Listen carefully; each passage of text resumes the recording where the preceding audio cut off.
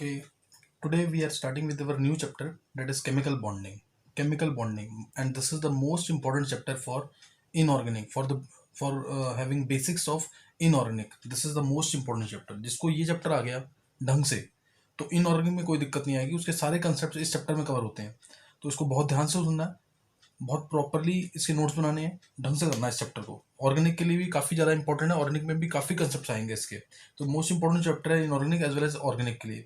ध्यान देंगे. Chemical bonding.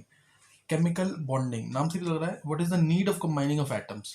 What is the, इसमें हम पढ़ेंगे क्या नीड है एटम्स को कंबाइन करने की, क्यों एटम्स आपस में कंबाइन करते हैं, कौन से फोर्स हैं जिसके थ्रू एटम्स आपस में कंबाइन करते हैं. तो जैसे मैं अगर एग्जांपल लूँ, केमिकल बॉन्ड होता क्या है, व्हाट इज केमिकल बॉन्ड. एक फोर्स है, क्लियर. केमिकल बॉन्ड क्या है, जैसे दो एटम जुड़े हुए हैं आपस में, तो ये क्या है, एक फोर्स है ना, जो इन दोनों को आपस में जोड़ रहा है, जो आपस में कंबाइन कर रहा है, क्लियर. तो केमिकल बॉन्ड क्या होता है, फोर्स विच, ये एक तरह से अट्रैक्टिव फोर्स है, force which holds the atom together, force which holds the atoms together. तो ये क्या है, this is called as chemical bond. This is called as chemical bond. और इसके बॉन्ड फॉर्मेशन को एक्सप्लेन करने के लिए फर्स्ट थ्योरी जो दी गई थी वो causal Lewis theory, clear. This was the first theory, पहली थ्योरी थी जो दी गई थी. और इसकी थ्योरी सबको पता, समझ पड़ी हुई है जूनियर क्लासेस में. Octet completion was its main base for the inertness of the compound, कि compound as a whole chemically inert होना चाहिए. तो ऑक्टेट फॉर्मेशन जो था इसका मेन बेस था, ठीक है. तो ये ध्यान रखना इसके अंदर. जैसे अगर मैं बात करूं, every atom tries to complete it,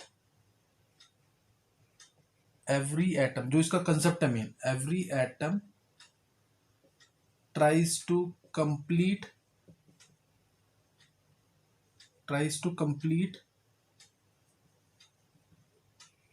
its octet by transfer of electrons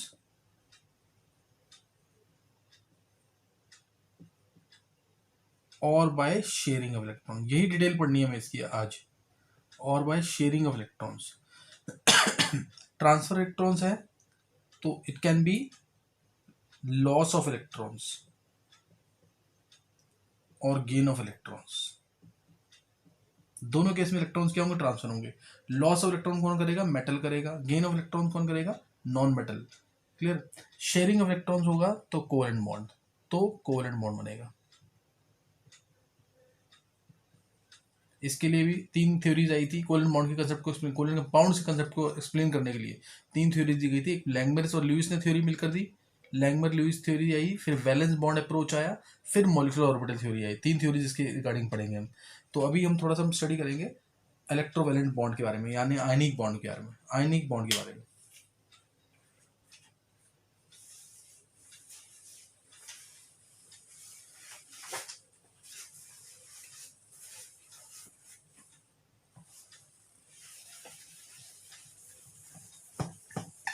atom जो कॉसल ल्यूइस था, इसने अपना जो कंसेप्ट रखा था किसके ऊपर रखा था, every atom tries to complete its octet either by transfer electrons और बाय शेयरिंग ऑफ इलेक्ट्रॉन. ये इसका मेन कंसेप्ट था. उसने बोला था कि एटम के अंदर दो पार्ट्स है. एटम जो है इसके अंदर दो पार्ट है. एक तो है पार्ट जिसे हम कर्नल कहते हैं. कर्नल में पहले भी वर्ड ले चुका हूँ. कर्नल मीन्स जो न्यूक्लियस और इनर इलेक्ट्रॉन्स वाला पार्ट है, nucleus plus inner electrons, inner shells. ये इनर शेल्स है, ये वाला पार्ट, और nucleus. This is called as kernel. जैसे Na+ है ना, Na+ मतलब क्या है, एक लास्ट शेल इसका नहीं काउंट कर रहे हैं हम, वो कर्नल मान रहे हैं इसको. और जो एक्स्ट्रा जो बाद वाला पार्ट है, यानी वैलेंस इलेक्ट्रॉन्स वाला पार्ट है, वैलेंस इलेक्ट्रॉन्स, ये दो पार्ट से मिलकर बना है. जो क्या करेगा, इलेक्ट्रॉन लूज करेगा या गेन करेगा अगर उसको कोवेलेंट बॉन्ड बनाना है, तो आयनिक बॉन्ड बनाना है. और इलेक्ट्रॉन शेयर करेगा अगर उसको कोवेलेंट बॉन्ड बनाना है. तो यही हम डील करेंगे इसके साथ आज. एटम के अंदर दो पार्ट है, एक कर्नल पार्ट और एक वैलेंस इलेक्ट्रॉन्स वाला. कर्नल वाला पार्ट क्या है, जिसमें वैलेंस इलेक्ट्रॉन नहीं होगा, बाकी सब कुछ होगा, यानी nucleus plus inner shells. Nucleus plus inner shells, nucleus plus inner shells क्या है, kernel. Nucleus plus inner shell, this is called as kernel. And this is second part is valence electron, जो मेनली हमारा bond formation में use होगा। Clear. Next है,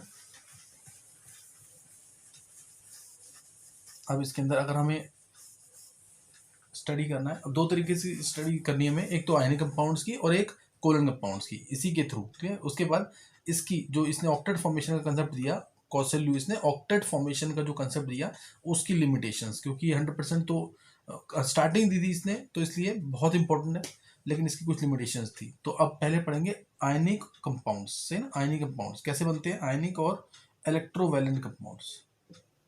आयनिक और electrovalent bond कह सकते हैं इसको। इलेक्ट्रोवैलेंट बॉन्ड कैसे बनता है, बाय लॉस और गेन ऑफ इलेक्ट्रॉन। सिर्फ एक वर्ड में लिखे तो by transfer of electrons. It is found by transfer of electrons.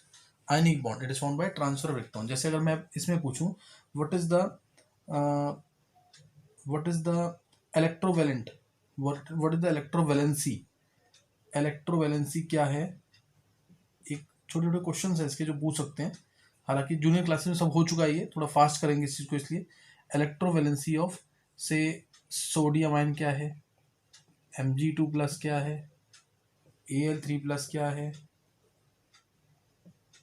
O2- क्या है, N3- क्या है। तो इनकी इलेक्ट्रोवैलेंसी क्या है, इलेक्ट्रोवैलेंसी मीन्स जो चार्ज दिख रहा है हमें, जो इलेक्ट्रॉन लूज किए हैं या इलेक्ट्रॉन गेन किए हैं, वही इलेक्ट्रोवैलेंसी होती है। तो इसमें एक इलेक्ट्रॉन लूज किया होगा तभी एक प्लस चार्ज आया, तो उसकी इलेक्ट्रोवैलेंसी +1 है। इसकी इलेक्ट्रोवैलेंसी 2 इलेक्ट्रॉन लूज किए होंगे +2 है।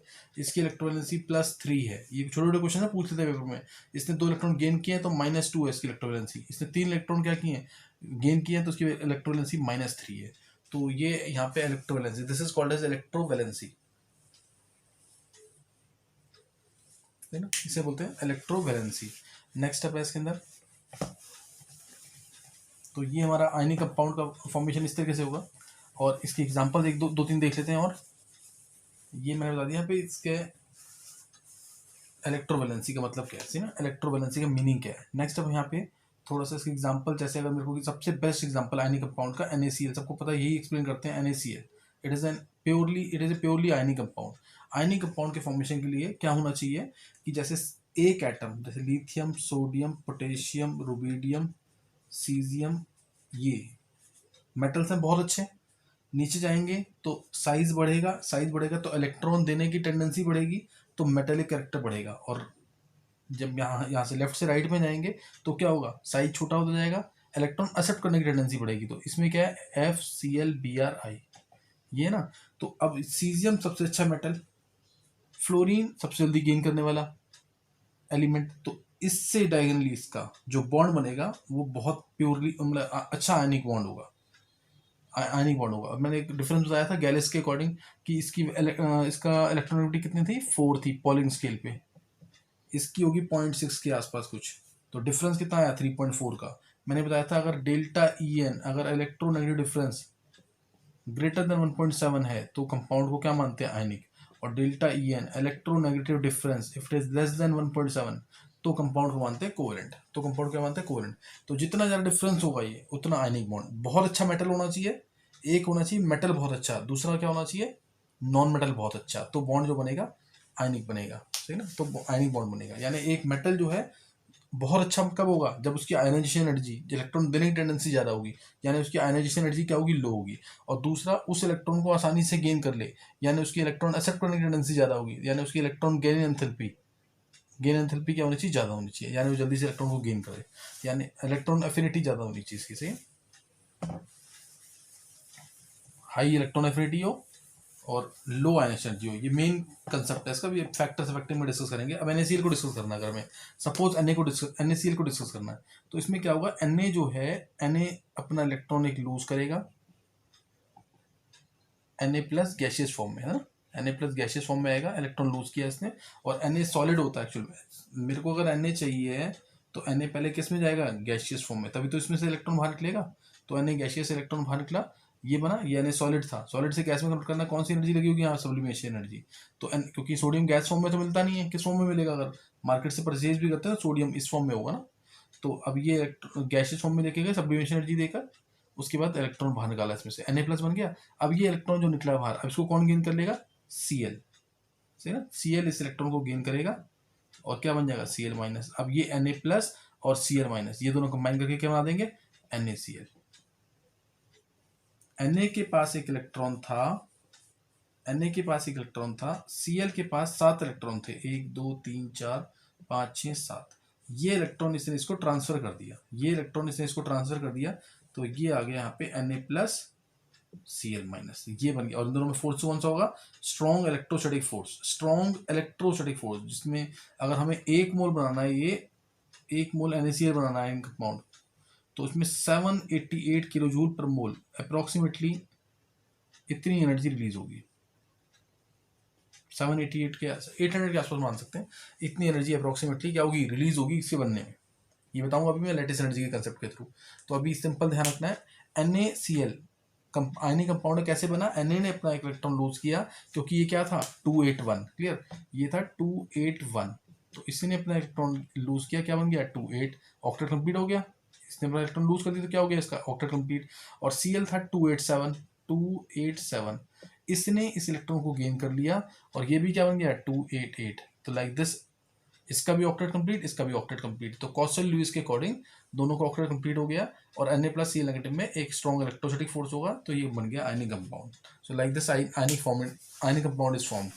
तो एक एग्जांपल मैंने इसका ले लिया, नेक्स्ट एग्जांपल लेते हैं। जैसे इसमें तो दोनों को, एक को इलेक्ट्रॉन लूज करना था, एक के इलेक्ट्रॉन क्या करना था, गेन करना था, तो इस तरह से आयनिक कंपाउंड बन गया। जैसे एक एग्जांपल और लिया, सपोज मैंने लिया है इसमें एग्जांपल CaF2, CaF2, मैं डायरेक्ट ले रहा हूँ यहाँ पे क्वेश्चन। क्या है ये 2882, 2 इलेक्ट्रॉन है इसके पास एक्स्ट्रा, 2 इलेक्ट्रॉन है। F 2 इलेक्ट्रॉन यूज कर सकता है, F को तो एक ही चाहिए होता है, क्योंकि 1 2 3 4 5 6 और ये 7।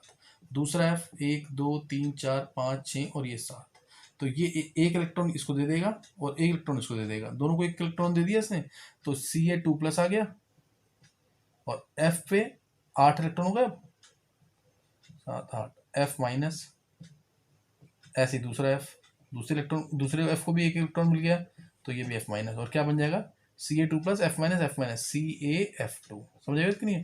तो इस तरीके से ये CaF2 बन जाएगा, clear, like this CaF2 is form. तो इस तरह से हम कंपाउंड का थोड़ा सोच सकते हैं कि एक Ca है तो कितने F आएंगे। अब दूसरा एग्जाम्पल लेते हैं एक और।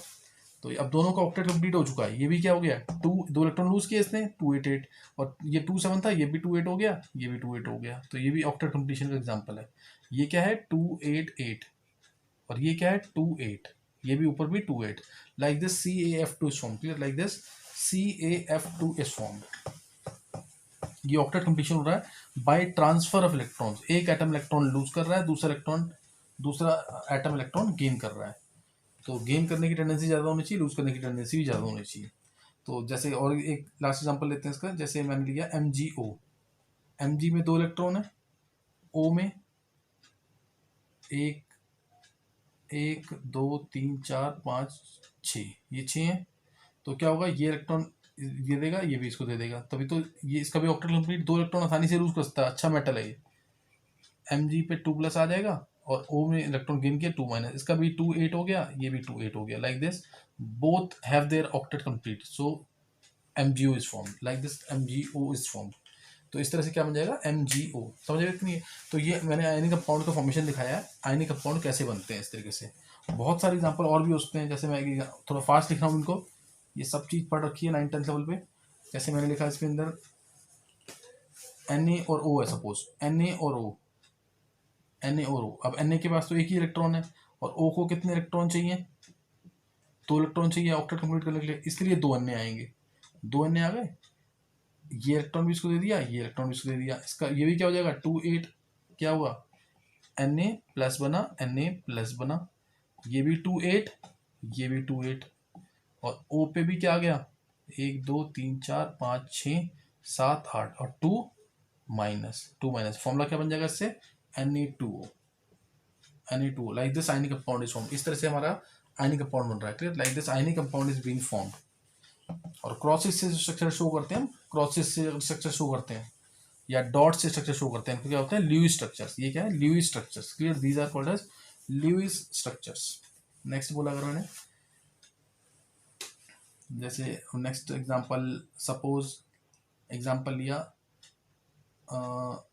Na और P, Na और P है, P में Na में एक इलेक्ट्रॉन है, P में 1 2 3 4 5 इलेक्ट्रॉन है इसके पास, तो उसको तो 3 चाहिए, तो कितने Na आने पड़ेंगे इधर, एक Na, 2 Na और ये तीसरा Na, 3 Na आ गए ना।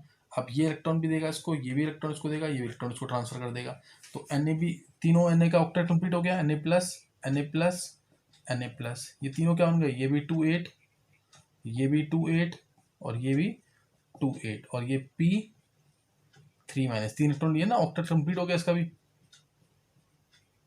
तो ये फॉर्म दोनों मिलकर क्या बना देंगे, Na3P, Na3P। तो ये एग्जांपल्स हमने ली कि इसकी, ऐसे K2S सोच सकते हैं, K2S सोच सकते हैं, सही सोच नहीं है। और मतलब इस तरह से बहुत सारे कंपाउंड बनते हैं, K2O सोच सकते हैं, बात समझ कि नहीं है। तो इस तरह से हम काफ़ी कंपाउंड सोच सकते हैं, जैसे CaCl2 सोच सकते हैं, ये सारे क्या होंगे, आयनिक कंपाउंड्स होंगे। बहुत सारे कंपाउंड सोच सकते हैं इस तरह से जो आयनिक है, एक अच्छा मेटल हो, दूसरा अच्छा नॉन मेटल हो। तो अब इसके, ये था आयनिक कंपाउंड का फॉर्मेशन। अब कौन कौन से फैक्टर्स हैं which favours the formation of this ionic bond, factors favouring ionic bond, conditions for the formation of ionic bond. तो ये क्वेश्चन स्कूल में पूछ लेते हैं कई बार, give the factor which favour the formation of ionic bond, conditions favouring ionic bond formation, conditions which favour ionic bond formation. तो पहला क्या है, low ionisation energy.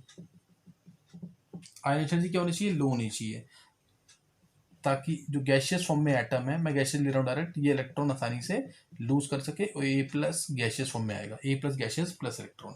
Low ionisation element should have very low ionisation energy so that it can lose its electron readily, तो ये ionic bond का formation favour करेगा। तीसरा, high electron affinity, जो दूसरा एलिमेंट नॉन मेटल है, जो नॉन मेटल है उसकी इलेक्ट्रॉन एफिनिटी क्या होनी चाहिए, हाई होनी चाहिए। जैसे बी है, मान लिया बी गैशियस फॉर्म में है, ये इस इलेक्ट्रॉन को जल्दी गेन कर लेगा, बी माइनस बन जाएगा, बी माइनस बन गया गैशियस फॉर्म में। और तीसरा मोस्ट इंपॉर्टेंट, तीसरा जो है लो, नहीं लेते हैं high electronegative difference, electronegative difference ये ज़्यादा होना चाहिए, high electronegative difference. Fourth most important, high lattice energy, high lattice energy. Lattice energy में क्या है, मैं यही बता रहा हूँ अभी। यहाँ लो एनर्जी बोले ना, ये एनर्जी क्या है, required energy required to remove the most loosely bound electron from isolated gaseous atom, ये हमने पढ़ा पीरियोडिक प्रॉपर्टीज के अंदर। तो जो रिक्वायर्ड एनर्जी है वो लो होनी चाहिए, और जो रिलीज एनर्जी है वो ज़्यादा होनी चाहिए। इलेक्ट्रॉनिटी क्या होती है, रिलीज होती है, जब इलेक्ट्रॉन ऐड होगा न्यूट्रल गैशियस एटम में, तो एनर्जी क्या होगी, रिलीज होगी, तो ये क्या होनी चाहिए, हाई, इसलिए हाई होनी चाहिए। और लैटिस एनर्जी, जब पॉजिटिव और नेगेटिव कंबाइन करेंगे, ए प्लस बी माइनस बनेगा, जब ये दोनों कंबाइन करेंगे तो ये क्या बनेगा, ए प्लस बी माइनस। तो एनर्जी बनने से क्या होगी, कंबाइन करने से एनर्जी, अट्रैक्शन से एनर्जी क्या होगी, रिलीज होगी। ये क्या होनी चाहिए, हाई होनी चाहिए, लैटिस एनर्जी हाई होनी चाहिए फॉर्मेशन के लिए।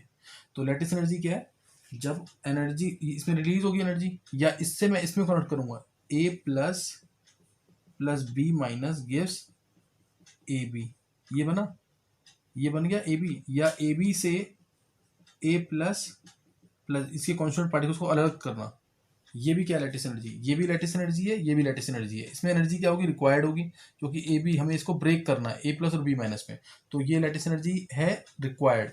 और जब ए प्लस और बी माइनस कंबाइन करके दोबारा ए भी दे देंगे तो वो भी लैटिस एनर्जी है, दोनों लैटिस एनर्जी है। डेफिनेशन क्या होगी लैटिस एनर्जी की, लैटिस एनर्जी इंपॉर्टेंट चीज़ है बहुत। लैटिस एनर्जी तो क्या, एनर्जी रिक्वायर्ड, एक मोल की बात करते हैं, कभी भी डेफिनेशन लिखते हैं तो energy required to break 1 mole of ionic compound, 1 mole of ionic compound into its constituent particles, या into its constituents. Energy required to break 1 mole of ionic compound into its constituents is called as lattice energy, या energy released when 1 mole of this ionic compound is formed from its ions or from its constituents, वो भी क्या होगी, lattice energy। ये भी क्या होगी, lattice energy. Fourth point में दोबारा लिख देता हूँ यहाँ पे, एनर्जी रिलीज, दो डेफिनेशन है इसकी। दूसरी डेफिनेशन क्या है, एक तो energy required to break one mole of the ionic compound into its constituents, और दूसरा क्या है, energy released when one mole of ionic compound is formed from its constituents. Energy released when one mole of ionic compound is formed from its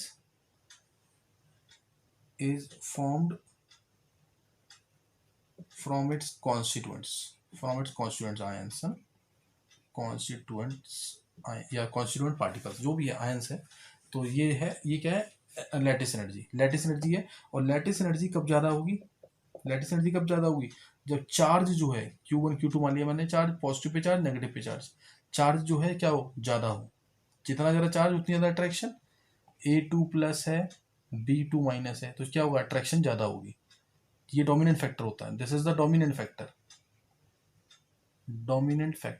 पहले charge देखते हैं हमेशा। और inversely proportion होगी ये square of the distance between them. Inversely proportion to the square of the distance between them, मतलब A plus के nucleus से B माइनस के न्यूक्लियस का जो डिस्टेंस होगा वो R माना जाएगा। A प्लस से B माइनस के न्यूक्लियस के, A प्लस का जो न्यूक्लियस है, B माइनस का जो न्यूक्लियस है, इन दोनों के सेंटर का डिस्टेंस वो R है। ये जितना कम होगा उतनी लैटिस एनर्जी ज़्यादा, जितना कम होगा उतनी ज़्यादा अट्रैक्शन, उतनी ज़्यादा लैटिस एनर्जी। और ये ध्यान रखना है हमेशा, लैटिस एनर्जी जो है ना, ये ऐसे रिप्रेजेंट करते हैं, दोनों कंपाउंड एक साथ हैं, दोनों एक साथ ही है ना, R plus plus R minus. Lattice energy is equal to R plus plus R minus, इस फॉर्म में अगर लिखना तो R प्लस और R माइनस, यानी इन दोनों के सेंटर से सेंटर का डिस्टेंस, R प्लस का R माइनस के न्यूक्लियस से, R प्लस का न्यूक्लियस, R माइनस का न्यूक्लियस, दोनों के सेंटर से सेंटर का डिस्टेंस। ये चीज़ ध्यान रखना है। लैटिस एनर्जी का जो फॉर्मूला यूज होगा वो होगा Q1 Q2 by R square, Q1 Q2 by R square, clear, Q1 Q2 by R square. तो जैसे एक दो मैं एग्जांपल ले लेता हूँ उसकी।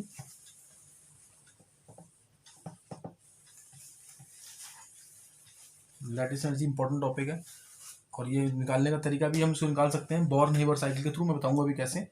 पहले एग्जांपल इसका, जैसे मैंने लिया NaF और MgO, बोला इन दोनों में से किसकी लैटिस एनर्जी ज़्यादा है। NaF और MgO दोनों के दोनों आइसो इलेक्ट्रॉनिक है।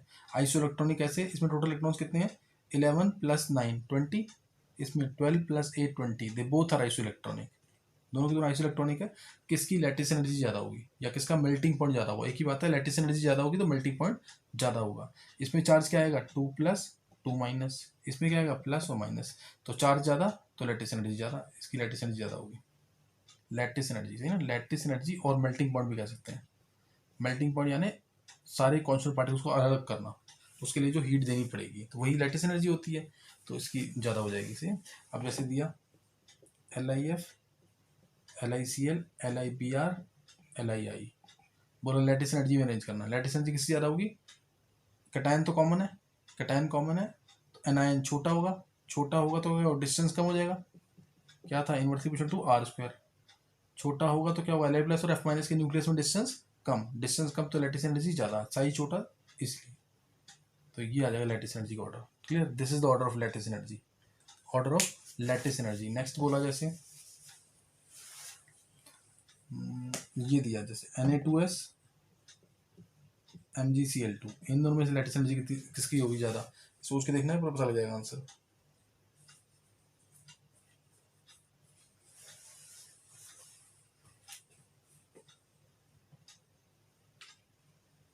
Na2S MgCl2, Na2S में क्या है, Na प्लस है S2 माइनस, यही है ना, Na प्लस S2 माइनस, इसमें Mg2 प्लस है Cl माइनस। चार्ज देखें तो 2 और 1 3 लगभग, और इसमें भी +1 और -3।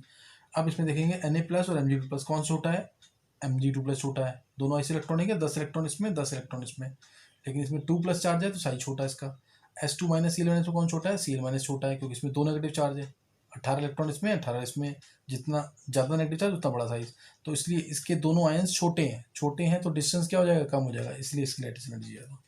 Na2S से MgCl2 की लैटिस एनर्जी ज़्यादा होगी, क्योंकि इसके दोनों आयंस छोटे हैं। Mg2 प्लस भी इसके कैटायन से छोटा है, S2 माइनस इस पर चार्ज ज़्यादा नेगेटिव, तो ये बड़ा होगा ये छोटा होगा, तो इसलिए लैटिस एनर्जी किसकी ज़्यादा हो जाएगी, इसकी। चार्ज तो बराबर थे दोनों के पास, इसलिए लैटिस एनर्जी MgCl2 की ज़्यादा होगी। तो लैटिस एनर्जी के 2-3 एग्जाम्पल दे दिए, इस तरह से लैटिस एनर्जी निकालनी है। ये आ सकते हैं क्वेश्चन, छोटे छोटे क्वेश्चन हैं, पूछ सकते हैं। अभी तो बहुत डिटेल है इनकी, लेकिन अभी इतना एग्जाम्पल दे रहे हैं जो समझ आ जाएगी एग्जाम्पल। जैसे अगर और दे दें एग्जाम्पल इसमें,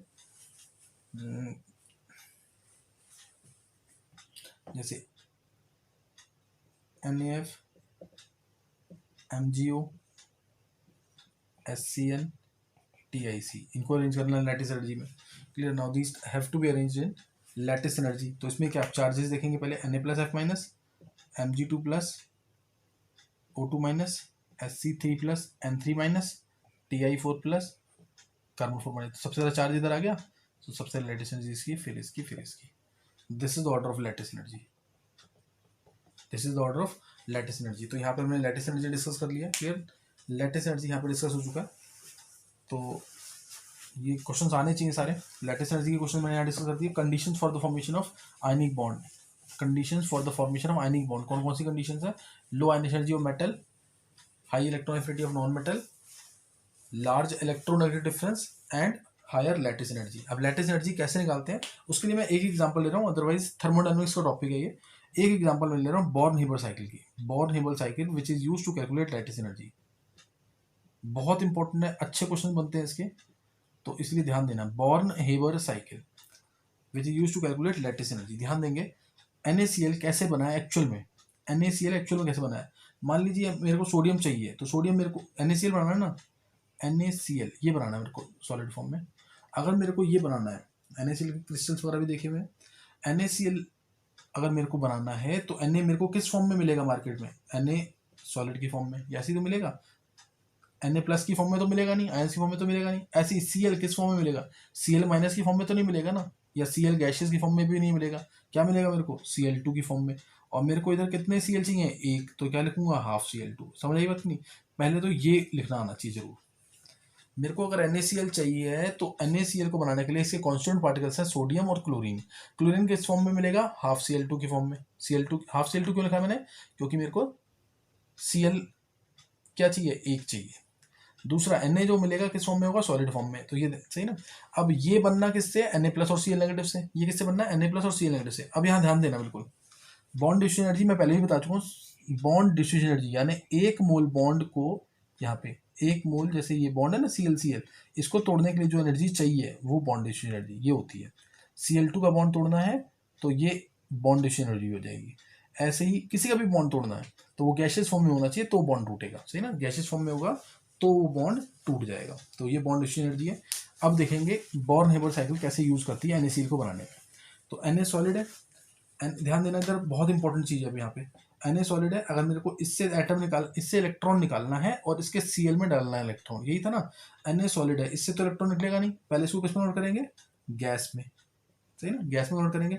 तो उसके लिए सब्लिमेशन एनर्जी, तो एक तरह से ये भी मान सकते हैं कि सब्लिमेशन एनर्जी भी एक फैक्टर हो सकता है for the conditions of ionic bond formation. Sublimation energy क्या होनी चाहिए? लो होनी चाहिए। सॉलिड से गैस में कन्वर्ट करना है ना, सॉलिड से डायरेक्टली गैस में कन्वर्ट करना है तो कौन सी एनर्जी होती है? सॉलिड से गैस में। अगर सॉलिड से मेरे को लिक्विड में करना है कन्वर्ट तो फ्यूजन एनर्जी, फ्यूजन ने सॉलिड से लिक्विड बनाना, फ्यूजन एनर्जी, सॉलिड से लिक्विड। लिक्विड से गैस बनाना है तो वेपराइजेशन एनर्जी, वेपराइजेशन एनर्जी। और अगर सॉलिड से डायरेक्टली गैस बनाना है तो सब्लिमेशन एनर्जी। ये चीज़ें पता होनी चाहिए मेरी सारी, है ना, बहुत बेसिक चीज़ें हैं। एक मोल सॉलिड से, एक मोल की बात करते हैं जब भी बोलेंगे, तो एक मोल सॉलिड से एक मोल लिक्विड बनाना है तो delta H fusion, enthalpy of fusion या हीट ऑफ फ्यूजन बोलते हैं। एक मोल लिक्विड से एक मोल गैस बनाना है तो डेल्टा H वेपराइजेशन यानी हीट ऑफ वेपराइजेशन या एंथैल्पी ऑफ वेपराइजेशन। एक मोल सॉलिड से एक मोल गैस बनाना है डायरेक्ट तो हीट ऑफ सब्लिमेशन, सही ना। तो अब यहाँ सॉलिड था, सॉलिड से इलेक्ट्रॉन निकलता नहीं है, इसलिए मैंने सॉलिड को किसमें कन्वर्ट किया? पहले गैस में, गैस में कन्वर्ट किया। अब इससे इलेक्ट्रॉन निकल जाएगा, सब्लिमेशन एनर्जी लगी यहाँ पे। अब इलेक्ट्रॉन निकलेगा तो कौन सी एनर्जी? Ionisation energy. ये चेक करते रहना। अगर ये 2 जाता तो मैं यहाँ 2 लगाता, यहाँ 2 जाता तो 2 लगाता मैं, 2 मोल हो जाता वो। तो Na अब आयनेशन एनर्जी देंगे तो Na+ बन जाएगा। Na+ बन गया, Na+ बन गया, गैसेस फॉर्म में आते हैं, Na+ आ गया। अब उसके बाद Na+ तो बन गया मेरा। अब इसने जो इलेक्ट्रॉन लूज किया, जो इलेक्ट्रॉन इसने लूज किया, मैं इसको लिख देता हूँ यहाँ पे, वो इलेक्ट्रॉन कौन लेगा? ये लेगा। कैसे लेगा?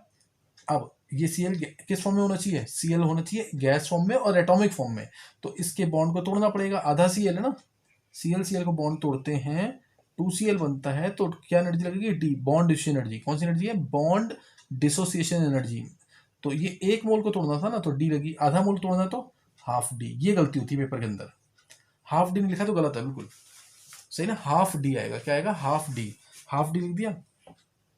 अब ये आ गया Cl गैशियस, हाफ, अगर ये आधा हो जाएगा तो हाफ डी आएगा और एक Cl बनेगा, Cl gaseous, Cl gaseous, Cl gaseous बन गया। अब इसमें इलेक्ट्रॉन डालना है, हमें इलेक्ट्रॉन डालना है ना इसके अंदर, ये इलेक्ट्रॉन ऐड करना है ये वाला, तो कौन सी एनर्जी, इलेक्ट्रॉन एफिनिटी, बताया ना, इलेक्ट्रॉन एफिनिटी। तो Cl माइनस बनेगा, Cl माइनस बना, और क्या रिलीज होगी, इलेक्ट्रॉन एफिनिटी रिलीज हो जाएगी। इलेक्ट्रॉन जब आएगा इसके अंदर तो इलेक्ट्रॉन एफिनिटी क्या होगी, रिलीज होगी, सही ना, जिसको हम इलेक्ट्रॉन गेन एंथैल्पी कहते हैं। क्या बोलते हैं, electron gain enthalpy. Electron gain enthalpy negative होगी, इलेक्ट्रॉन एफिनिटी पॉजिटिव, सही ना, इलेक्ट्रॉन गेन एंथैल्पी नेगेटिव, ये बताया हुआ मैंने। Cl प्लस इलेक्ट्रॉन, ये मैं लिख देता हूँ यहाँ पे, Cl प्लस इलेक्ट्रॉन आएगा Cl माइनस, तो डेल्टा Heg इसका होगा -343 किलो जूल पर मोल। और अगर मैं इलेक्ट्रॉन एफिनिटी लिखूंगा तो मैं लिखूंगा 343, समझिएगा कि नहीं। तो Na प्लस, ये वैल्यू ध्यान, ये बहुत कॉमन वैल्यू मेरे को ध्यान थी इसलिए मैंने लिख दिया है, अदरवाइज तो कोई जरूरत नहीं है याद करने की। अब Na प्लस और Cl नेगेटिव जब कंबाइन करेंगे, Na प्लस और Cl नेगेटिव जब कंबाइन करेंगे तो कौन सी एनर्जी रिलीज होगी, Na प्लस और Cl नेगेटिव कंबाइन करेंगे तो लैटिस एनर्जी बन गया ना NaCl। और यहाँ पे लैटिस एनर्जी क्या होगी, रिलीज होगी। और ये लैटिस एनर्जी डिसाइड करती है कि कंपाउंड एग्जिस्ट करेगा कि नहीं, ये कंपाउंड एग्जिस्ट करेगा कि नहीं। लैटिस एनर्जी रिलीज जो है ज़्यादा होगी तो ही कंपाउंड एग्जिस्ट करता है, नहीं तो एग्जिस्ट नहीं करेगा। और नेट डेल्टा एच, जो सारी एनर्जीज इन्वॉल्व है कौन कौन सी है इसके अंदर, नेट डेल्टा एच जो होगा, net delta H will be sublimation energy plus ionisation energy plus half of bond distribution energy plus electron affinity plus lattice energy, ये सारी एनर्जीज। अब एक चीज और पता होना चाहिए यहाँ पे, ये न्यूमेरिकल आएगा पूरा इसका कि डेल्टा एच निकालो, या फिर डेल्टा एच दे देगा इसका फॉर्मेशन का और कहेगा लैटिस एनर्जी निकालो, सही ना, लैटिस एनर्जी कैलकुलेट कर सकते हैं ना इस फॉर्मूले के थ्रू। तो इसलिए बोला कि बॉर्न हेबर्ट साइकिल के थ्रू हम लैटिस एनर्जी निकाल सकते हैं। Sublimation energy, ionisation energy, half of bond distribution energy, electron affinity और लैटिस एनर्जी, ये सारी एनर्जी इन्वॉल्व है। अब सब्लिमेशन एनर्जी क्या होगी, पॉजिटिव की नेगेटिव, न्यूमेरिकल में ध्यान देना इस चीज का। सब्लिमेशन एनर्जी क्या होगी, पॉजिटिव की नेगेटिव, क्योंकि सॉलिड से गैस बनाना है तो सॉलिड को हीट करेंगे तभी तो गैस बनेगा, तो ये positive, this will be positive, ये भी पता होना चाहिए क्या पॉजिटिव क्या नेगेटिव है। बॉन्ड तोड़ना है इसमें, ClCl का बॉन्ड तोड़ना है, ClCl का बॉन्ड तोड़ना है तो क्या होगा, तोड़ने के लिए हीट करना पड़ेगा, तो ये भी पॉजिटिव, ये भी एंडोथर्मिक प्रोसेस। अब आयनेशन एनर्जी, अब इसमें से इलेक्ट्रॉन निकालना है, इसमें इलेक्ट्रॉन निकालना है तो भी इसको हीट करना पड़ेगा, तो ये भी पॉजिटिव। क्या ये फैक्टर फेवर कर रहे हैं, ये भी पॉजिटिव, ये भी पॉजिटिव, ये भी पॉजिटिव, तीनों एनर्जीज हम दे रहे हैं। हम दे रहे हैं तो क्यों फैक्टर फेवर होगा, जिसमें एनर्जी रिलीज हो, पूरे प्रोसेस में अगर एनर्जी रिलीज होगी तो ही वो प्रोसेस होगा, नहीं तो वो प्रोसेस नहीं होगा। अब इलेक्ट्रॉन एफिनिटी है यहाँ पे, इलेक्ट्रॉन एफिनिटी, ये Cl इलेक्ट्रॉन डाला तो ये क्या होगी, रिलीज, तो ये नेगेटिव। हम चाहेंगे ये वैल्यू बहुत ज़्यादा हो, ये वैल्यू बहुत कम हो, ये वैल्यू कम हो, ये वैल्यू कम हो। तो इसीलिए मैंने बोला जो factors favouring ionic bond formation या conditions for ionic bond formation, वो मैंने लिख दिया कि वो कंडीशन होनी चाहिए, लेकिन एक्चुअल में ये कंडीशंस भी आ सकती हैं। सब्लिमेशन एनर्जी होगी, आयनेशन एनर्जी तो आ ही रहा था, बॉन्ड डिस्ट्रीब्यूशन एनर्जी भी आ सकती है, इस तरह से वेपराइजेशन एनर्जी भी आ सकती है, depending upon what ever element is taken, which ever element is taken, ठीक है। तो यहाँ पे इलेक्ट्रॉन एफिनिटी नेगेटिव और लैटिस एनर्जी पॉजिटिव और नेगेटिव कंबाइन कर रहे हैं, तो लैटिस एनर्जी भी क्या होगी, नेगेटिव होगी। और नेट डेल्टा एच अगर नेगेटिव आया इन सबका तो ही कंपाउंड एग्जिस्ट करेगा, नहीं तो कंपाउंड NaCl एग्जिस्ट नहीं करेगा। और ये तो पता ही एग्जिस्ट करता है, तो डेल्टा एच नेट क्या आएगा, नेगेटिव आएगा। क्यों नेगेटिव आएगा, क्योंकि लैटिस एनर्जी इन दोनों के कॉम्बिनेशन से बहुत ज़्यादा रिलीज होगी और वो तीनों रिक्वायर्ड एनर्जी, ये 3 रिक्वायर्ड एनर्जीज हैं, इनको कंपनसेट कर देगी। तो लैटिस एनर्जी रिलीज होगी वो ये होगी, तो ये सारी एनर्जीज इन्वॉल्व है, ये वाली। तो ये वो क्वेश्चन ऑब्जेक्टिव में पूछा हुआ है, मैंने हिंट दे दी यहाँ पे। कुछ बातें हो सकता है बॉन्ड डिस्ट्रीब्यूशन एनर्जी ना समझ आए क्योंकि हमने पढ़ा नहीं डिटेल में, लैटिस एनर्जी तो मैंने बता दिया अभी, है ना। तो ये कई बार क्वेश्चन पूछा था, total energies involve in the formation of NaCl, total energies involve. तो ये बॉन्ड हेबर साइकिल जिसने पढ़ी हुई है वही आंसर कर सकता है इसका। कौन कौन सी एनर्जीज हैं, sublimation energy, ionisation energy, distribution energy, electron affinity और लैटिस एनर्जी, सारी एनर्जीज इन्वॉल्व है।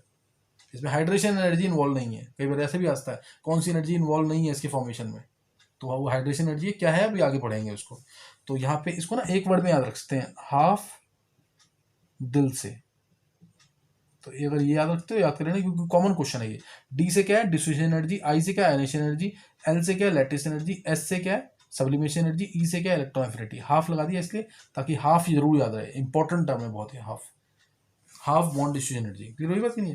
तो ये ध्यान रखना, इसके अंदर बॉन्ड हेबर साइकिल का हमने एक बेस्ट एग्जांपल लिया था NaCl का फॉर्मेशन, सही ना, NaCl का फॉर्मेशन। नेक्स्ट एग्जांपल एक और ले लेते हैं, एक एग्जांपल मैं और ले लेता हूँ ताकि बॉन्ड हेबर साइकिल क्लियर हो जाए पूरा। और इसके क्वेश्चंस न्यूमेरिकल्स आ सकते हैं, न्यूमेरिकल नहीं लिया मैंने, वैल्यूज नहीं दी है, वैल्यू दे दूंगा तो न्यूमेरिकल बन जाएगा, अच्छा न्यूमेरिकल बन जाएगा इसका एक। तो जैसे एक एग्जांपल और मैं ले रहा हूँ इसमें, से MgBr2 का फॉर्मेशन, MgBr2 इसका फॉर्मेशन किससे होगा?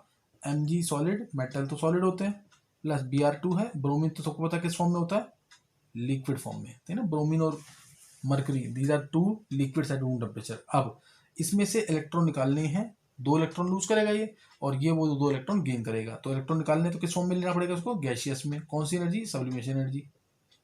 Mg सॉलिड से Mg गैस, आगे सब्लिमेशन एनर्जी। और Br2 इसका बॉन्ड पहले गैसियस आइटम में कन्वर्ट करना है, तो पहले किस फॉर्म में लेके आएंगे? गैसियस में, तो उसके लिए वेपराइजेशन एनर्जी, तो ये आएगा Br2 गैस में। तो ये फॉर्म्स पता होनी चाहिए क्या है। अब इससे इलेक्ट्रॉन निकालने हैं 2, Mg2 प्लस बनाया, तो कौन कौन सी एनर्जीज? IE1 प्लस IE2 दोनों आएंगी, और Mg2 प्लस बन गया प्लस 2 इलेक्ट्रॉन्स, दिखा दिया। अब Br2 गैस से बॉन्ड तोड़ना है इसका, यहाँ पे 1 है, ध्यान रखना 1 है तो क्या आएगा? D, पूरा D आएगा, हाफ D नहीं आएगा। अभी ये जरूर देखते रहना कोफिशिएंट, ये गलती होती है पेपर के अंदर, 1 है तो 1 आएगा, 1 है तो 1 आएगा, IE1 प्लस IE2 2 इलेक्ट्रॉन निकाल लिए, तो बन गया 2Br गैस। अब ये बन गया हमारा। अब इससे हमें इसमें इलेक्ट्रॉन डालने हैं तो तभी तो बनेगा 2Br माइनस, 2 इलेक्ट्रॉन डालने हैं इसके अंदर। अब यहाँ पे आएगा ट्वाइस ऑफ इलेक्ट्रॉन एफिनिटी, क्योंकि यहाँ कोफिशिएंट क्या आ गया? 2, तो ट्वाइस ऑफ इलेक्ट्रॉन एफिनिटी आएगा यहाँ पे। जब ये दोनों कंबाइन करेंगे तो क्या बनेगा? MgBr2, और कौन सी एनर्जी रिलीज होगी? Lattice energy. तो इस केस में अब ये एनर्जी क्या है? सब्लिमेशन एनर्जी क्या है? प्लस में रिक्वायर्ड होगी, देनी पड़ेगी हमें। वेपराइजेशन एनर्जी पॉजिटिव देनी पड़ेगी, डिफ्यूजन एनर्जी पॉजिटिव ये भी देनी पड़ेगी। ये तो फैक्टर फेवर नहीं कर रहे, हम दे रहे हैं अपनी तरफ से। ये भी एनर्जी क्या है? पॉजिटिव। चौथी एनर्जी, ये फोर्थ एनर्जी है, ये भी क्या है? पॉजिटिव। बस ये क्या होगी? नेगेटिव रिलीज, क्योंकि Br में जब इलेक्ट्रॉन जाएगा तो एनर्जी रिलीज होगी। लैटिस एनर्जी क्या होगी? नेगेटिव, ये भी नेगेटिव होगी। तो 2 नेगेटिव है, ये जितनी ज्यादा होगी उतना ज्यादा फेवर होगा इसका फॉर्मेशन। तो डेल्टा H क्या हो जाएगा इसमें? डेल्टा H होगा इसका सब्लिमेशन एनर्जी, जो कि पॉजिटिव दी होगी क्वेश्चन में, प्लस वेपराइजेशन एनर्जी पॉजिटिव दे रखी होगी क्वेश्चन में, प्लस IE लिख रहा हूं मैं, IE मतलब IE1 प्लस IE2, आई का मतलब क्या है? IE1 प्लस IE2 पॉजिटिव होगी, प्लस डिफ्यूजन एनर्जी ये भी पॉजिटिव होगी, plus twice of electron affinity, ये ध्यान रखना ट्वाइस जरूर आएगा, प्लस लैटिस एनर्जी ये भी नेगेटिव। नेट नेगेटिव आया तो कंपाउंड स्टेबल है, नहीं तो नहीं। क्लियर? तो ये बॉर्न हेबर साइकिल था for the formation of MgBr2। ऐसे ही किसी का भी फॉर्मेशन कर सकते हैं और निकाल सकते हैं कि कौन कौन सी एनर्जीज उसमें इन्वॉल्व है। तो ये सारी एनर्जी 6 एनर्जीज ये इन्वॉल्व है इसके अंदर, ठीक है। तो this was Born Haber cycle. यहाँ हमने पढ़ लिया क्या? फॉर्मेशन ऑफ आयनिक कंपाउंड की कंडीशंस क्या है, फॉर्मेशन ऑफ आयनिक कंपाउंड की कंडीशंस क्या है, सही है। नेक्स्ट है features of ionic compounds.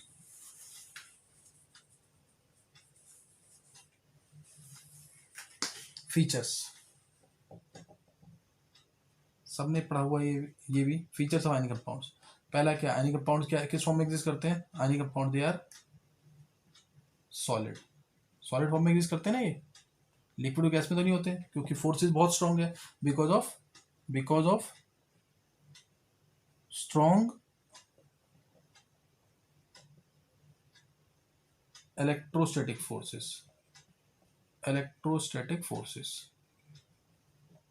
Crystal lattice का पूरा क्या बनता है? क्रिस्टल। आयनिक कंपाउंड किस फॉर्म में होते हैं? क्रिस्टल लैटिस की फॉर्म में होते हैं।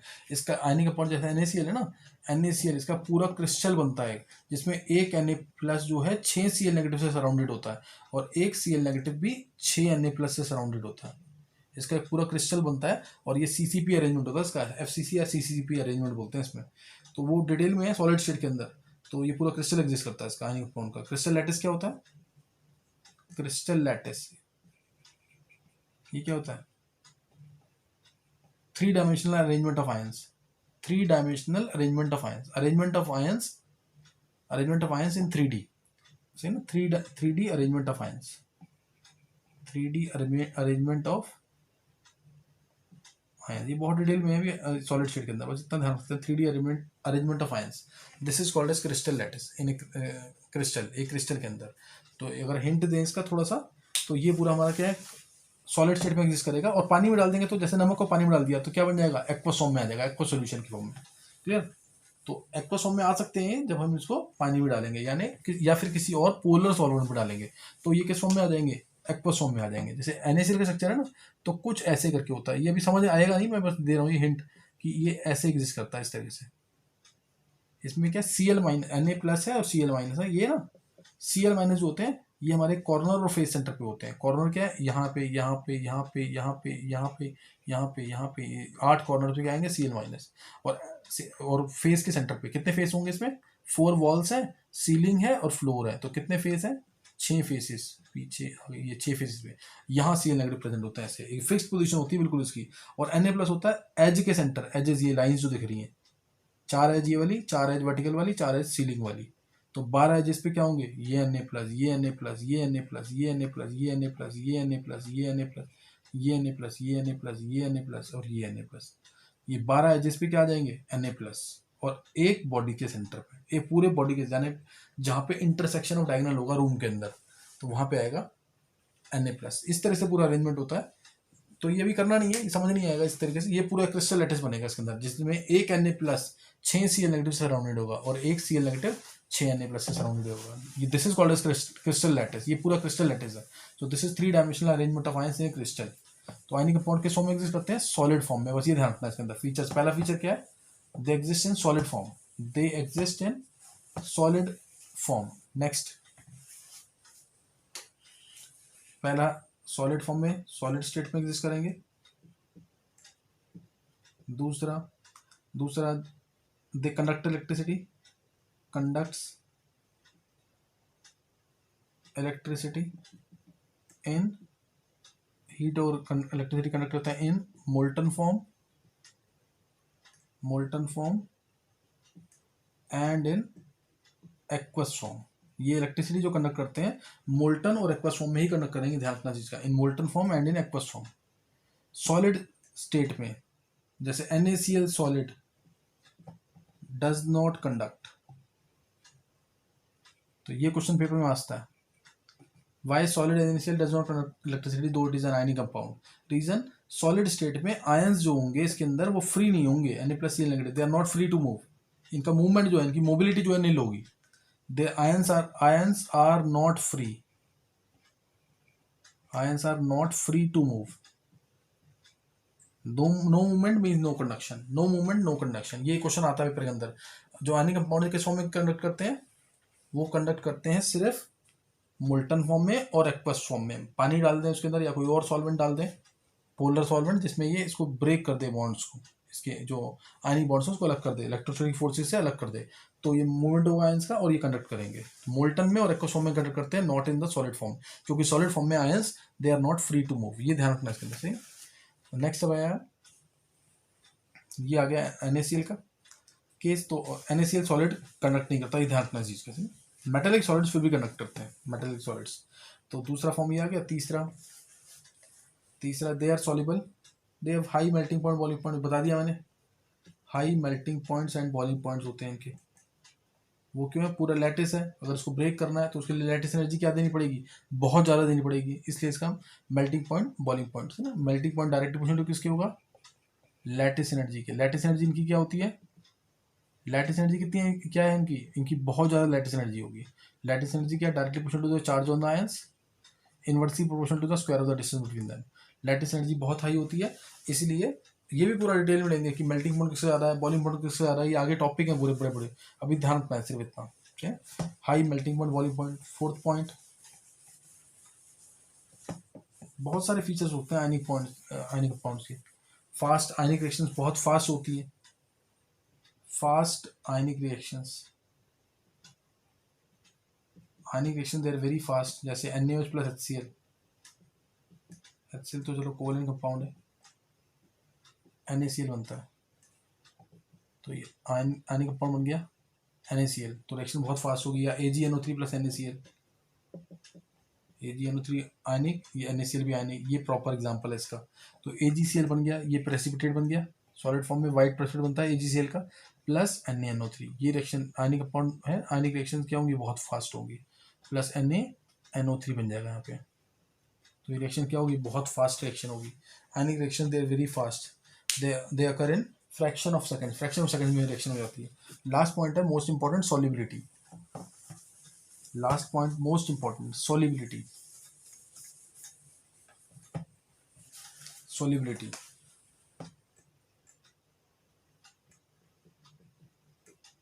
ionic compound soluble in water, ionic compound they are soluble in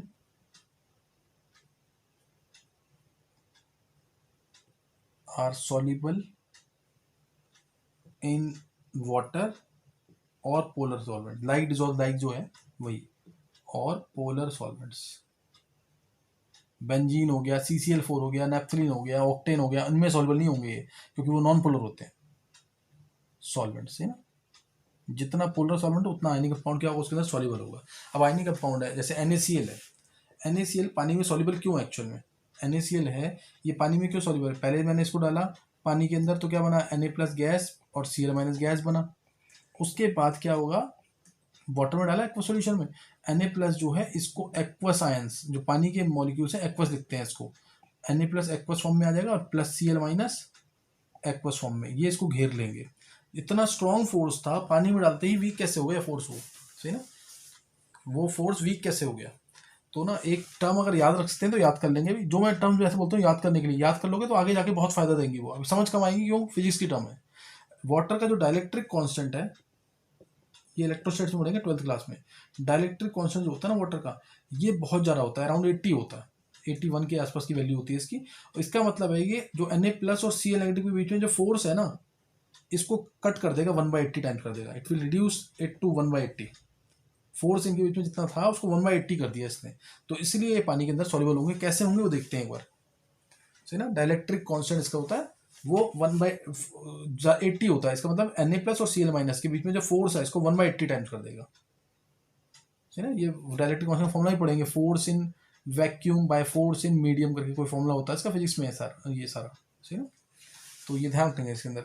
next अब नोट करना आगे इसके अंदर, जैसे जो सॉल्युबल हुए हैं कैसे हुए हैं, एक सा बेसिक सा तरीका मैं बताता हूँ किस तरह से सॉल्युबल होते हैं।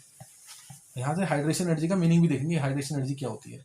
जैसे NaCl को Na+ Cl-, इसको मैं पानी में डाल रहा हूँ, तो Na+ Cl-, वाटर में डाला इसको, तो वाटर के अंदर क्या है, OH आयंस है, O है, ये पॉजिटिव पार्ट, ये पॉजिटिव पार्ट, ये क्या होगा, नेगेटिव पार्ट, दो पॉजिटिव तो दो नेगेटिव, तो ये वाटर का OH, सही ना। तो इस तरह से वाटर के जो मॉलिक्यूल्स हैं इसको चारों तरफ से घेर लेंगे, चारों तरफ से क्या करेंगे, इसको घेर, मैंने पहले ही बताया वो ये हाइड्रेटेड रेडिया के अंदर चारों तरफ से घेर लेंगे।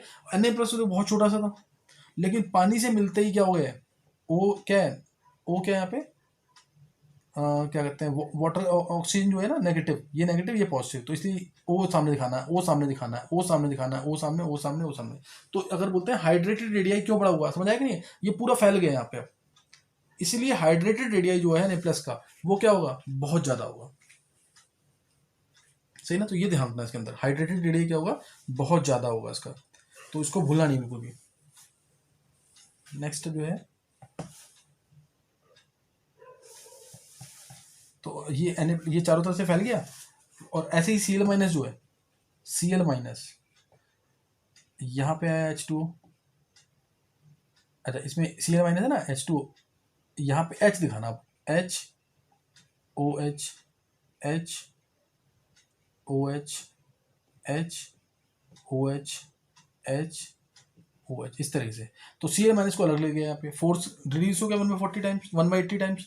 Na+ यहाँ वाटर से सराउंड हो गया, चाहो तो इसी H से Cl को भी दिखा सकते थे।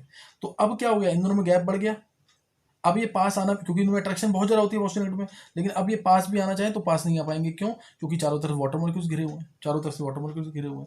तो यहाँ पे जो अब इसका हाइड्रेटेड रेडिया होगा, अब ये हाइड्रेशन एनर्जी रिलीज करेगा, एक मोल आयन जब ये डिजोल्व होगा पानी के अंदर, जो अब एनर्जी रिलीज करेगा, ये चारों तरफ से वाटर से घिर गया, वाटर में भी फोर्स बन जाएगा, आयन डाइपोल, बाद में पढ़ेंगे आयन डाइपोल क्या होता है। ये फोर्स बन गया कि नहीं। तो अब यहाँ पे हाइड्रेशन एनर्जी क्या होगी, रिलीज होगी। ऐसे ही Cl माइनस भी वाटर मॉलिक्यूल से घिर गया तो इसमें भी हाइड्रेशन एनर्जी रिलीज होगी। हाइड्रेशन एनर्जी दोनों के केस में रिलीज होगी, और हाइड्रेशन एनर्जी जो होगी ना वो चार्ज की प्रोपोर्शन होगी डायरेक्टली। और हाइड्रेशन एनर्जी जो होगी, यहाँ इंपॉर्टेंट टर्म लिख रहा हूँ मैं, 1/r+, क्योंकि अलग अलग है ना आयंस दोनों। लैटिस एनर्जी में क्या थे, दोनों साथ थे। इसमें 1/r+ प्लस 1/r-, और R 1/r+ जो लिखा है ना, ये है कैटायन का डिस्टेंस। इसका मतलब होता है कैटायन का डिस्टेंस फ्रॉम O, कैटायन का डिस्टेंस फ्रॉम O। R- जो लिखा वो एनायन का डिस्टेंस फ्रॉम H, एनायन का डिस्टेंस फ्रॉम H। कैटायन का डिस्टेंस फ्रॉम O ये R+, और एनायन का डिस्टेंस फ्रॉम H। R+ क्या है, कैटायन का डिस्टेंस फ्रॉम O। R- क्या है, एनायन का डिस्टेंस फ्रॉम H। इससे बोलेंगे, सही है। तो ये अलग अलग इस तरह से डिस्टेंसेज होते हैं, ये ध्यान रखना। इसके अंदर हाइड्रेशन एनर्जी के केस में R+ नीचे है, R- नीचे है, दोनों अलग अलग है। लैटिस एनर्जी में दोनों साथ होते हैं नीचे, दोनों हैं इन्वर्सिव पोजिशनली, लेकिन एक में साथ होते हैं, एक में अलग अलग होते हैं, इस तरह से। तो यहाँ पे हाइड्रेशन एनर्जी रिलीज होगी। हाइड्रेशन एनर्जी क्या है, 1 mole of ion energy release when 1 mole of ions is dissolved in water. ये अलग से रिलीज करेगा, ये अलग से रिलीज करेगा। तो ये रिलीज एनर्जी जो है वो रिक्वायर्ड एनर्जी जो होती है ना उससे बहुत ज़्यादा होती है, तो पानी में ये सॉल्युबल होगा। अगर ये हाइड्रेशन एनर्जी लैटिस एनर्जी से ज़्यादा है तो सॉल्युबल होगा, और अगर हाइड्रेशन एनर्जी कम होती, लेस होती लैटिस एनर्जी से, तो इनसॉल्युबल। यही बस बेसिक फंडा है सॉल्युबिलिटी को एक्सप्लेन करने के लिए। हाइड्रेशन एनर्जी ज़्यादा होनी चाहिए, जितनी ज़्यादा हाइड्रेशन, जितना ज़्यादा हाइड्रेट होगा आयन, उतनी ज़्यादा हाइड्रेशन एनर्जी रिलीज करेगा, और उतना ज़्यादा क्या होगा, सॉल्युबल होगा। तो यही मेन चीज़ है इसके अंदर सॉल्युबिलिटी के लिए। क्लियर हुई बात कि नहीं है। तो ये इंपॉर्टेंट चीज़ बताइए, ध्यान रखना इसके अंदर, सही ना। हाइड्रेशन एनर्जी क्या थी और लैटिस एनर्जी क्या थी, यहाँ पे एक्सप्लेन कर दिया पूरा। ये पता होना चाहिए इसके अंदर। ये 5 प्रॉपर्टीज मैंने बता दिया, और भी प्रॉपर्टीज हो सकती हैं आयनिक कंपाउंड्स की, ऐसा नहीं कि यही प्रॉपर्टीज हैं, और there can be more properties also for ionic compounds. तो ये क्या कहते हैं, आयनिक कंपाउंड्स के फीचर्स थे जो मैंने एक्सप्लेन कर दिए यहाँ पे। जैसे अब यहाँ बोला नेक्स्ट जो टॉपिक है इसमें, ल्यूइस डॉट स्ट्रक्चर बताने। Suppose Lewis dot structures for say sodium magnesium aluminium phosphorus sulphur, इनके बनाने हैं ल्यूइस डॉट स्ट्रक्चर्स। तो सोडियम बनाना है, तो सोडियम क्या होता है, 281 होता है फॉर दिस लूज, और से वैलेंसी बतानी है 281। एक ही इलेक्ट्रॉन लूज करेगा, ये एक है तो लूज करेगा ये, तो ये एक लूज ऑर्डर स्ट्रक्चर बन गया इसका। और वैलेंसी कितनी होगी इसकी, 1, सही ना। 281 था तो 1 mg है, तो वैलेंसी कितनी होगी, 282 है, ये क्या है 282, तो वैलेंसी कितनी होगी 2, 1 2, वैलेंसी 2, सही ना। वैलेंसी कितनी आ जाएगी, 2 आ जाएगी। Al है तो ये होता है 283, तो इसकी वैलेंसी कितनी हो गई, 3 है तो 3 हो गई, 1 2 3, वैलेंसी जो 3। इलेक्ट्रोवैलेंट बॉन्ड्स जो बनाएगा, जो 3 इलेक्ट्रॉन लूज कर सकता है ये। फॉस्फोरस है तो ये क्या होता है 285, तो इसकी वैलेंसी कितनी होगी, 5 है तो 3 इलेक्ट्रॉन ये शेयर करेगा, 2 को एक साथ दिखाना, 3 अलग दिखाना। इसकी वैलेंसी कितनी होगी 3। अब सल्फर क्या है 286, तो इसकी वैलेंसी कितनी होगी 8-6, ये 8-3 लिख देता हूँ ताकि क्लियर रहे। 8-5 3 होगी सल्फर की वैलेंसी। सल्फर तो इसमें 2 इलेक्ट्रॉन ये शेयर करेगा, दोनों को एक साथ भी शेयर कर सकता है, दोनों को एक साथ भी शेयर कर सकता है, और अलग अलग भी शेयर कर सकता है। तो वैलेंसी कितनी है 2, वैलेंसी कितनी होगी इसकी 2, 8-6, 2 वैलेंसी, समझ आएगा कितनी है। तो इस तरह से वैलेंसी और ल्यूइस स्ट्रक्चर्स ये सिंपल एलिमेंट्स के बनाए हैं मैंने।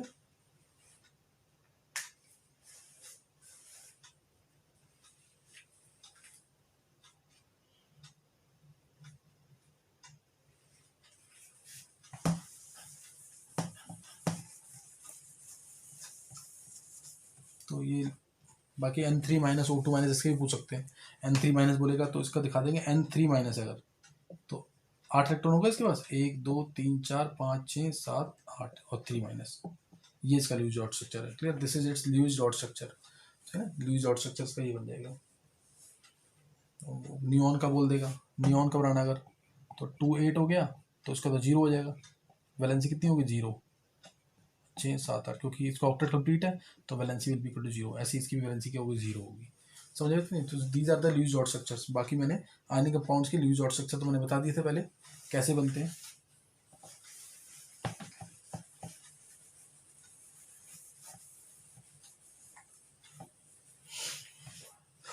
नेक्स्ट पढ़ेंगे covalent bond. Clear? Now it is covalent bond.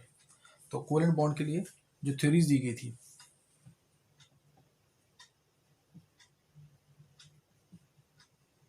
Covalent bond के लिए जो थ्योरीज दी गई थी मैंने बताया आपको, लुईस थ्योरी दी गई, Langmuir Lewis theory, Langmuir Lewis theory पहली ये दी गई, जो भी स्टडी करेंगे बहुत सिंपल सा, बाय शेयरिंग ऑफ इलेक्ट्रॉन्स, यही बताई गई है। फिर दूसरा वैलेंस बॉन्ड अप्रोच है, वैलेंस बॉन्ड अप्रोच, और तीसरा मॉलिक्यूलर ऑर्बिटल थ्योरी, ये अभी बहुत आगे जाके आएगा लास्ट में, मॉलिक्यूलर ऑर्बिटल थ्योरी। ये थ्योरी स्टडी करनी है मुझे।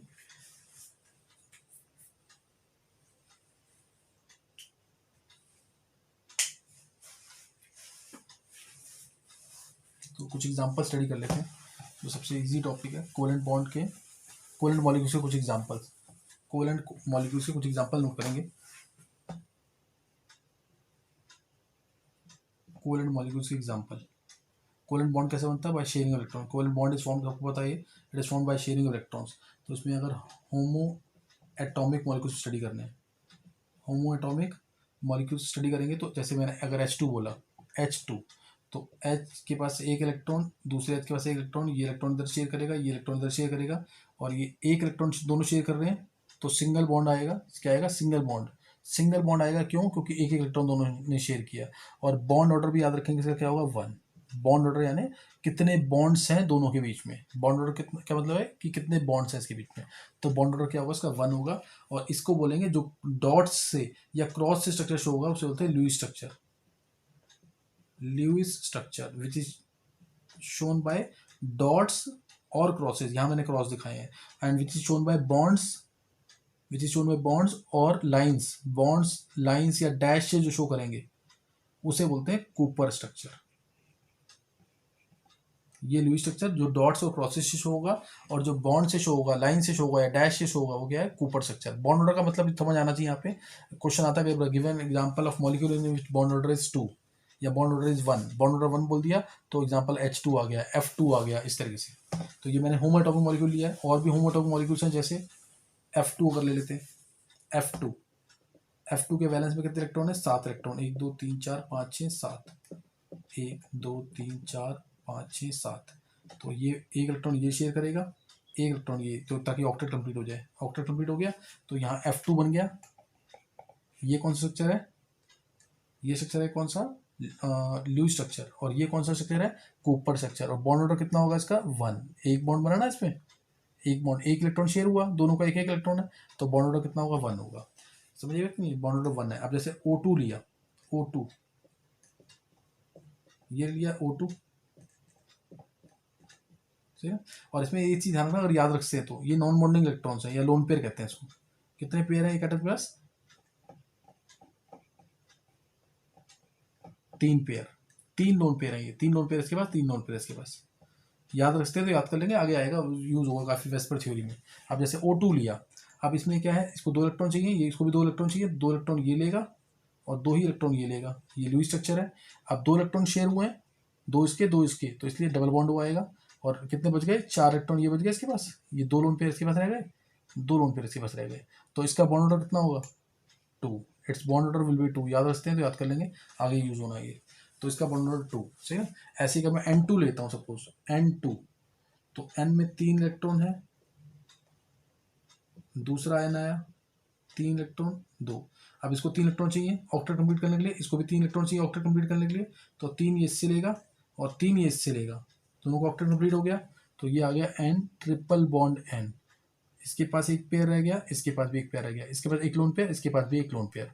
लोन पेयर या अनशेड पेयर, लोन पेयर या अनशेड पेयर या नॉन बॉन्डिंग इलेक्ट्रॉन्स। तो बॉन्ड ऑर्डर कितना होगा इसका? कितने बॉन्ड है दोनों के बीच में? 3। तो bond order is equal to 3। Bond order जो होता है, इट कैन नेवर एक्सीड 3। ध्यान रखना, मैक्सिमम 2 एटम्स के बीच में कितने बॉन्ड्स हो सकते हैं? 3 हो सकते हैं। हायर क्लासेस में पढ़ते हैं तो 4 भी पढ़ते हैं, लेकिन अभी 3 ही पढ़ना है आपको, 3 bond maximum, clear. Delta bond वगैरह बनता है उसमें देखते हैं। तो ये किस एग्जाम्पल थे तीनों, होमो एटॉमिक मॉलिक्यूल्स के, these were the examples of homo atomic molecules. ये सब पढ़ा हुआ 9th-10th लेवल पे से ना, ईजी एग्जाम्पल्स हैं बहुत। बॉन्ड ऑर्डर जो बताया वो ध्यान रखेंगे, जैसे बॉन्ड ऑर्डर। अब जैसे हेट्रो एटॉमिक मॉलिक्यूल्स आता है, अगर hetero atomic molecules, hetero atomic molecule, जैसे मैंने एग्जांपल लिया CH4, CH4, तो C के पास 4 इलेक्ट्रॉन, 1 2 3 4, 4 आ गया ना, वैलेंसी इसकी 4 आ गई। H, एक, दूसरा H, एक, तीसरा H, तो ये इलेक्ट्रॉन लेगा ड्यूप्लेट कंप्लीट। ये भी कौशल लुईस ने बोला था कि ड्यूप्लेट, कुछ कंपाउंड्स अपना ड्यूप्लेट कंप्लीट करते हैं, ये भी एक लेगा, और चारों से ये भी एक एक लेगा, ये लुईस स्ट्रक्चर। और ये बन गया C, single bond H, single bond H, single bond H, single H, ठीक है ना। तो ये CH4 है, और CH बॉन्ड का बॉन्ड ऑर्डर क्या है 1, CH बॉन्ड का बॉन्ड ऑर्डर क्या है 1, सिंगल बॉन्ड है ना। तो ये हेट्रोएटॉमिक मॉलिक्यूल्स है, ये क्या है हेट्रोएटॉमिक मॉलिक्यूल। दूसरा एग्जांपल लिया जैसे CO2, तो C में 4 इलेक्ट्रॉन है, 1 2 3 4, ऑक्सीजन में 6 है, 1 2 3 4 5 6, दूसरा ऑक्सीजन 6 है, 1 2 3 4 5 6, तो इसको 2 इलेक्ट्रॉन चाहिए ऑक्टेट कंप्लीट करने के लिए, ऑक्सीजन से लेगा। सेंटर में किसको लिखते हैं, जो बड़ा एटम होता है, जो बड़ा होता है और जो कम होता है। सेंटर में किसको लिखते हैं, जो बड़ा होगा, कम होगा, कार्बन बड़ा होता है ना ऑक्सीजन से, और बड़ा होगा कम होगा जिसकी वैलेंसी ज़्यादा होगी, उसको सेंटर एटम लेते हैं। दोनों ने 2 2 ले लिया, ऑक्टेट कंप्लीट कर लिया, ये भी इन दोनों से 2 2 इलेक्ट्रॉन लेगा ताकि इसका भी ऑक्टेट कंप्लीट हो जाए। तो ये बन गया CO2, और ये आ गया C double bond O double bond O।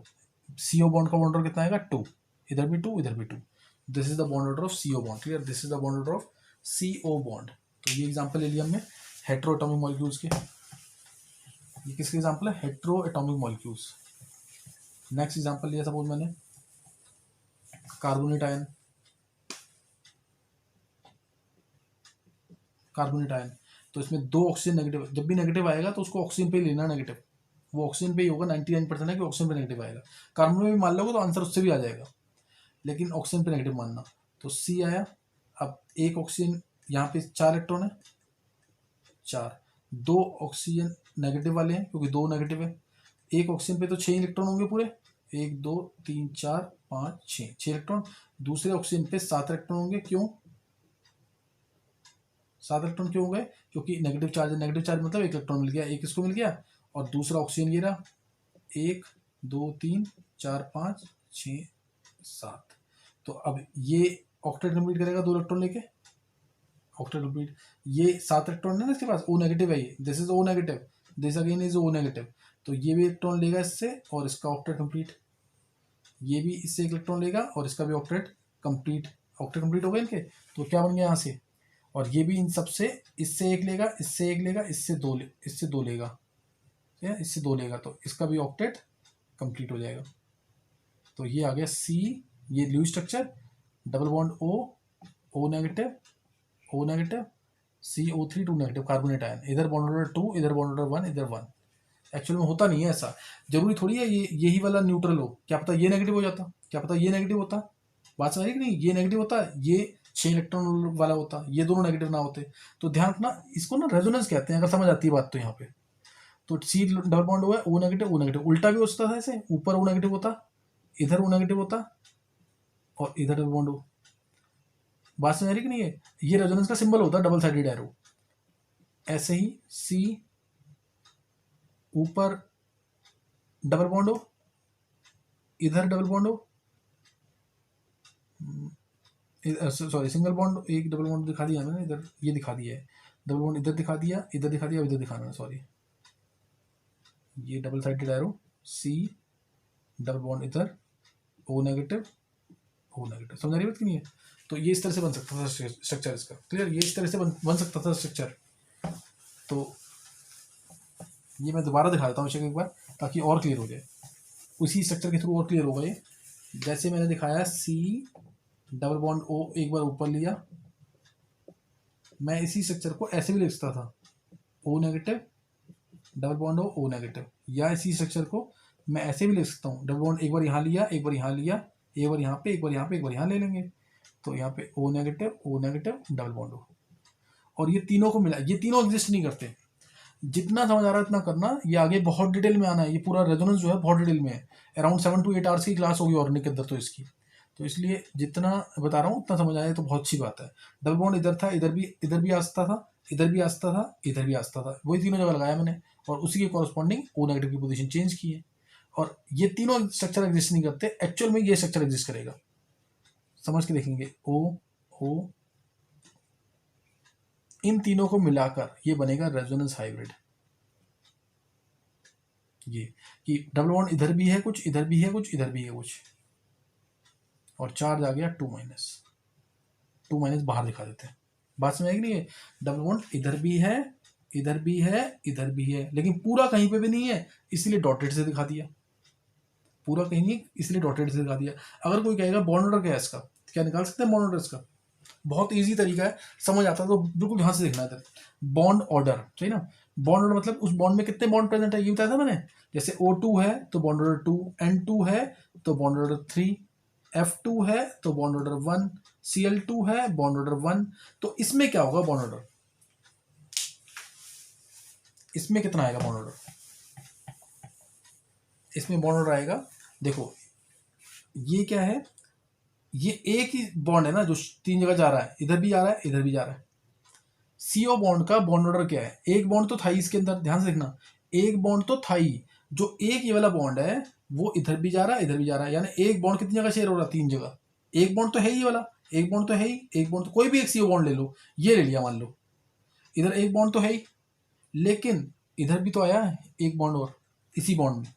इसका मतलब यहाँ पे एक तरीके से, और ये वाला पाई जो बॉन्ड आया है ये 3 जगह पे है, तो 1+1/3। नहीं समझ आया तो बाद में करेंगे तो समझ आ जाएगा, बहुत इजी सी बात है, कोई टफ नहीं है। यहाँ पे या स्ट्रक्चर में देख लो, यहाँ 2 बॉन्ड है, यहाँ एक है, यहाँ एक है, स्ट्रक्चर 3 है, बॉन्ड 4 है, तो 4/3 वही आ रहा है ना, 4/3। बात समझ नहीं है? तो ये इस तरह से है, ये भी नहीं समझ आ रहा तो 1+ जहाँ डबल बॉन्ड है उसका एक बॉन्ड ले लेना, और टोटल जो सिंगल बॉन्ड लगा देना, 1+1/3।